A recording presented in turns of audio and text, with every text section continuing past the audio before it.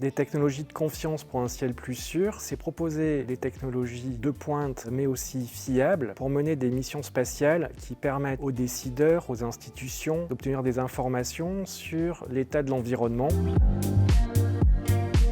Copernicus est le programme le plus ambitieux à ce jour au monde pour le monitoring de l'environnement. Il vise à proposer 12 missions satellitaires différentes, vont adresser tous les sujets majeurs environnementaux. La contribution de Thales Alenia Space au programme Copernicus est majeure. On va être capable pour la première fois de mesurer la quantité de CO2 émis par l'activité humaine. La mission SHIME, qui est une mission hyperspectrale, ça veut dire une image qui est reconstituée non pas à partir de 4 couleurs, mais à partir de plusieurs centaines de couleurs bien plus étroites en longueur d'onde. Ce genre d'images et de données vont être particulièrement utiles pour comprendre ce qui se passe dans les sols, ce qui se passe dans la végétation, et donc ce sera un élément essentiel de la gestion des ressources. À notre époque, nous avons malheureusement de plus en plus d'événements soudains et violents, comme des tempêtes ou des coups de vent. Ces phénomènes seront scrutés et anticipés au mieux par Météosat 3e génération. En connaissant très bien la météo de l'instant présent, on arrive mieux à se projeter. On peut dire que l'ensemble des satellites Météosat